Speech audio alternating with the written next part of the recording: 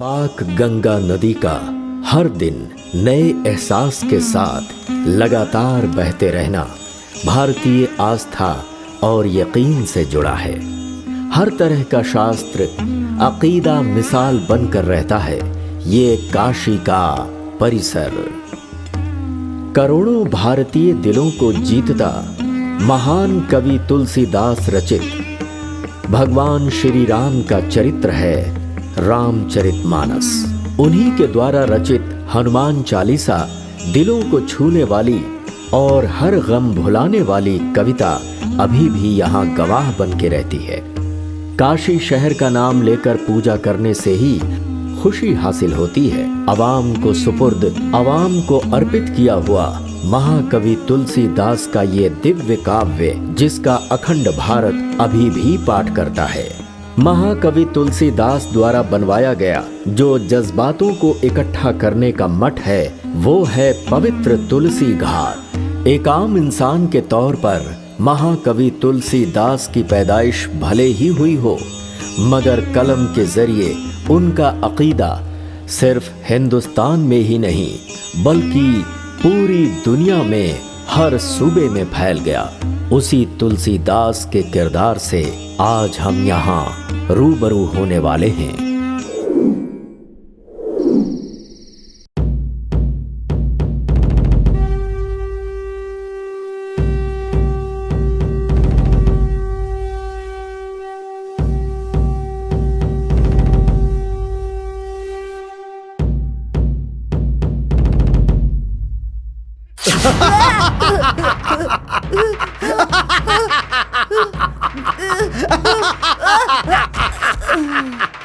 गंगाराम, महाकवि तुलसीदास की जो जिंदगी है वो अंधेरे से निकली हुई ऊर्जा है।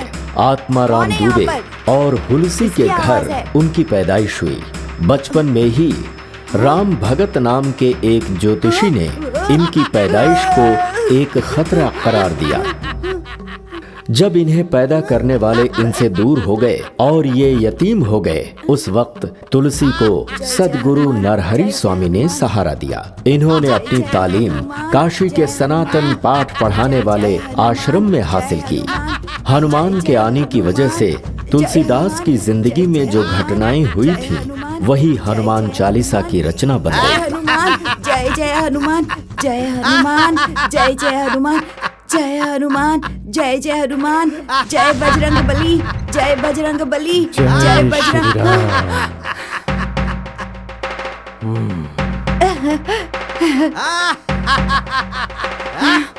जय हनुमान, जय जय हनुमान, जय हनुमान, जय जय हनुमान, जय हनुमान, जय जय हनुमान, जय हनुमान, जय जय हनुमान, जय हनुमान, जय जय हनुमान।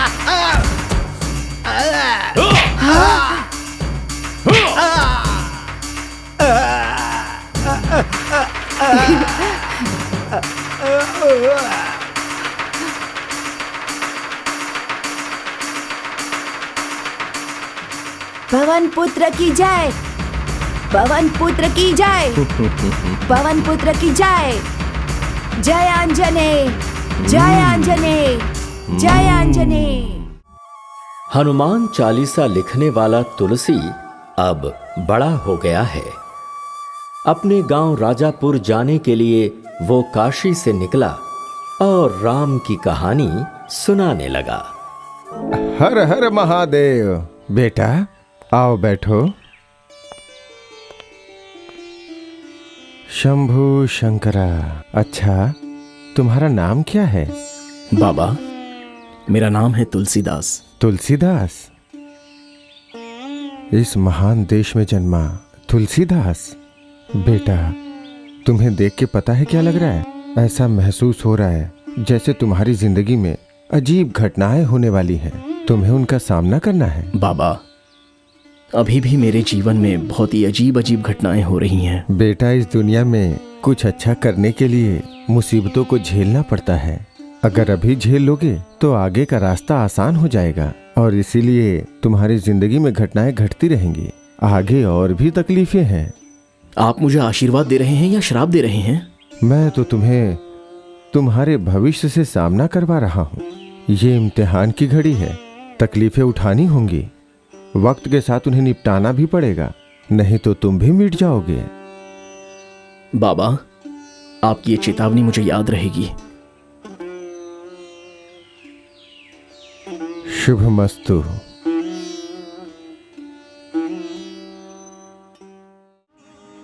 ईश्वर की कृपा से और राम भक्त हनुमान की दया से राजापुर में शांति है, मगर शास्त्रों पर आधारित मेरा ज्योतिष कभी भी गलत साबित नहीं हो सकता।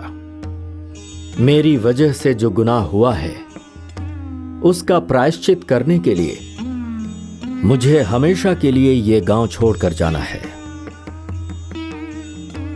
मगर हनुमान चालीसा सुनने के बाद मुझ में काफी तब्दीलियां आई हैं।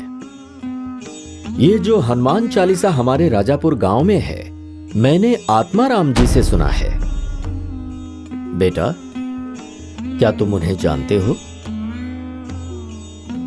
मैं ही आत्माराम कुमारों का बेटा तुलसीदास हूं। क्या कहा? तुम तुलसीदास हो? जी हां।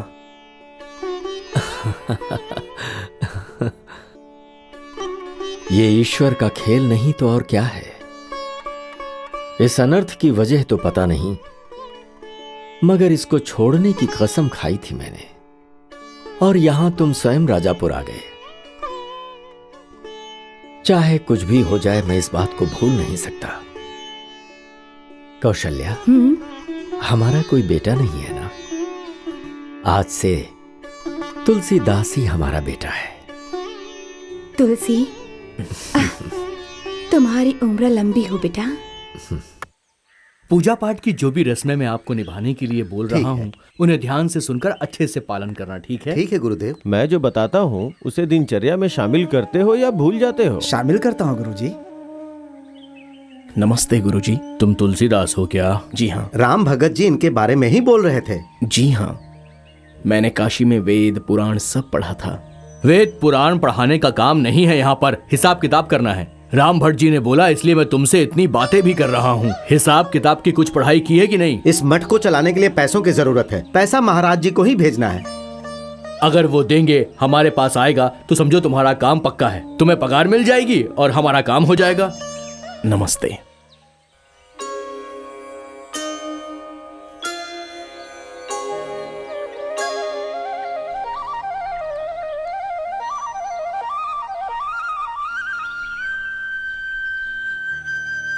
राम भगत जी ने बोला है कि काम मिलेगा, पर यहां पर भी हिसाब किताब की बात चल रही है। आपको चिंता करने की जरूरत नहीं है। काशी से पढ़कर आए हो, यहाँ पैसा जरूर भेजेंगे। काशीपुराधीशा शिवादत्त महाराज जय भव, दिग्विजय भव। काशीपुराधीशा शिवादत्त महाराज। काशी के मंत्री लोग हमारे काशी विद्यापीठ में भारत के हर कोने से छात्र वेद और पुराण की पढ़ाई करने के लिए आते हैं। आज मैंने एक फैसला किया है। काशी में पढ़ाई करने के लिए जो छात्र आते हैं उनका खर्च मैं अपने सूबे के खजाने से दूंगा। काशी परिसर में राम राज्य को स्थापित करने की मेरी ख्वाहिश है। यहाँ की आवाम को कोई भी तकलीफ ना उठानी पड़े। शिवदत्त महाराज की जय। शिवदत्त महाराज की जय। शिवदत्त महाराज की जय। हमने पैसे किसको कहाँ दिए, किधर दिए, ये हिसाब किताब पूरी तरह तफसील से यहाँ पे लिखा हुआ है। तुम्हें सिर्फ ये देखना है कि पैसे ठीक से खर्च हो रहे हैं या नहीं हो रहे हैं। मैं बोलो मंदिर जाकर आती बेटी। हूँ। ठीक है बेटी। चलो चलते हैं। ये पूरा हिसाब किताब दिखाकर उन्हें भी समझा देना, देखना कोई गलती ना हो। नमस्ते पाठक जी। अरे आप, नमस्ते राम भगत जी। नमस्कार। नमस्ते। नमस्ते।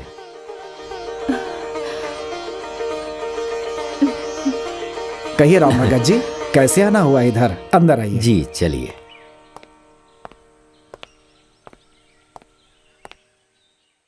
आपका यहाँ आना मुझे बहुत खुशी देता है। राम नवमी का जश्न मनाने के लिए मैं खुद राजापुर आके आपसे मिलना चाहता था। आइए राम भगत अच्छी जी। बात है, आओ तुलसी।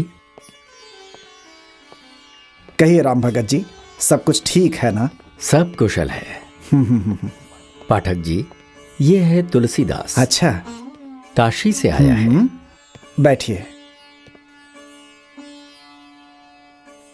ये सनातन की पढ़ाई कर रहा है, गुरुकुल का छात्र है। हाँ हाँ, सनातन के बारे में गुरुकुल चलाने वाले कई लोग हैं राम भगत जी।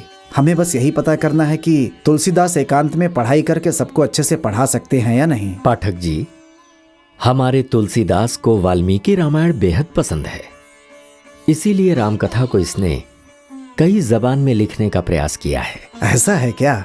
एक बात आप सुनेंगे तो और भी हैरान हो जाएंगे। सिर्फ 13 साल में इसने हनुमान चालीसा की रचना की है। हनुमान चालीसा आपने लिखी है तुलसीदास जी? हाँ आचार्य जी। बहुत खूब, कमाल है ये तो।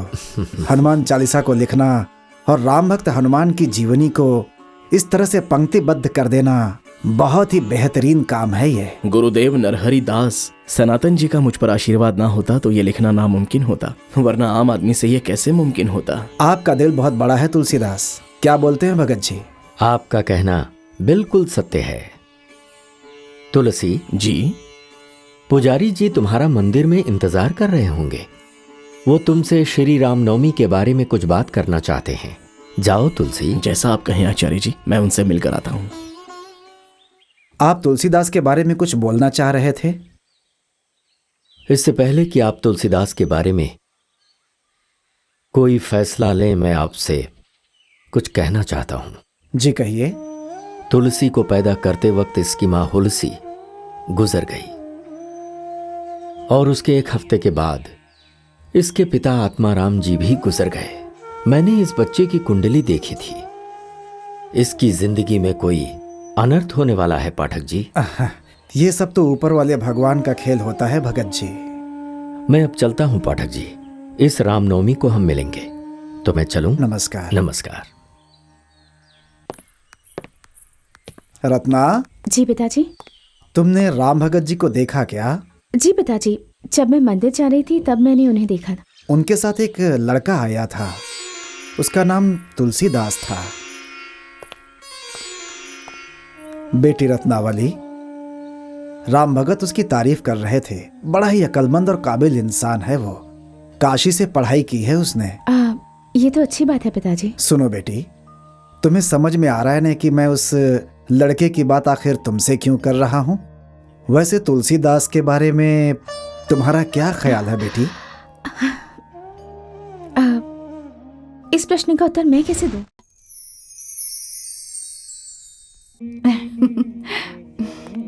रत्ना का चेहरा देखा क्या?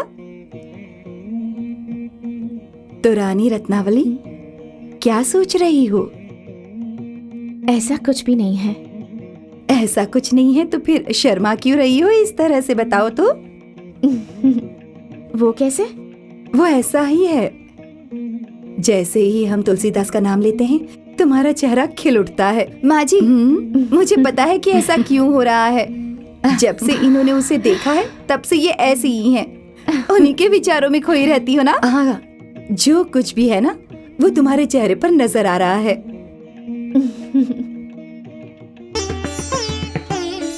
रत्ना,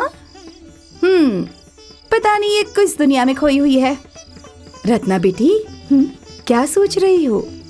किस्मत वाले किन्हें कहा जाता है? जिन्हें हम चाहते हैं उसे हासिल कर लें, और जिनसे प्यार करते हैं उससे शादी हो तो उसे किस्मत वाले कहते हैं।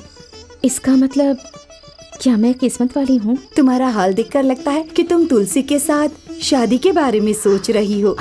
ऐसा कुछ नहीं है। नहीं, पिताजी इनके बारे में बता रहे थे तो बस वही सोच रही थी।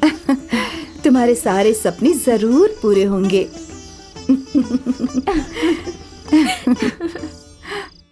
रामाय राम भद्राय रामचंद्राय वेद से रघुनाथाय नाथाय सीतः पतये नमः। पाठक जी, आज श्री राम नवमी का प्रसंग है, लेकिन हमारे गुरु राम भगत जी यहाँ पर नहीं आए हैं। हम उनका ही इंतजार कर रहे हैं। सुनो कौशल्या, राम भगत जी अभी तक नहीं आए। भगत जी काशी गए हुए हैं एक जरूरी काम से। तुलसी के स्वयंवर के पहले आ जाएंगे। स्वयंवर? ये आप क्या कह रही हैं माँ जी? हाँ, तुम सीता देवी के स्वयंवर की कहानी बताने आए हो ना। इसका मतलब आज तुलसीदास सीता देवी के स्वयंवर की कहानी बताएंगे। जी हाँ, मैं बहुत ही खुशकिस्मत हूँ।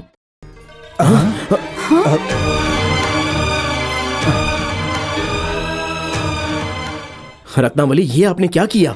रत्नावली, ये हार राम के गले में डालने के लिए बनाई थी, तुमने तुलसीदास के गले में डाल दिया। हार डालने से पहले सोचा नहीं क्या? मुझे खुद नहीं पता ये कैसे हुआ। भक्ति में लीन होने की वजह से मैंने हार गलती से इन्हें पहना दिया। उस जमाने में जैसे सीता देवी ने प्रभु राम के गले में हार डाल दिया था, वैसे ही रत्ना ने तुलसी को हार पहना दिया है। अब तुम दोनों की शादी तो पक्की। लेकिन इस शादी को मैं कैसे कबूल करूंगा? मैंने तो अभी शादी के बारे में सोचा तक नहीं था। मुझे तो अभी कई सारे काम पूरे करने हैं। मैं अभी शादी नहीं कर सकता। तुलसीदास जी, आपकी बात बिल्कुल सच है, लेकिन अब क्या कर सकते हैं? अब ये रत्ना की जिंदगी और मेरी इज्जत का सवाल है। राम के लिए बनाया हुआ वो हार उसने आपको पहना दिया, अब आप उसे कबूल कीजिए। शादी के बारे में मैंने कभी नहीं सोचा था। शादीशुदा जिंदगी मेरे लिए नहीं है, इसलिए मैं अपनी जिंदगी अपने राम के कदमों में सुपुर्द करने वाला था, और वही मेरा ख्वाब है आचार्य जी। आप राम की पूजा करते रहिए और रत्नावली आपका साथ देगी। आप दोनों की जोड़ी को मैं दिल से कबूल करता हूँ। अगर आप इस शादी को कबूल नहीं करेंगे तो मेरे पास कोई रास्ता नहीं बचेगा सिवाय खुदकुशी के। आप ये कैसी बातें कर रहे हैं आचार्य जी? और तुलसी, तुम इस शादी को कबूल क्यों नहीं करना चाहते? खुद प्रभु श्री राम ने तुम्हें इस शादी का आशीर्वाद दिया है, तुम उनकी इच्छा को कैसे ठुकराओगे?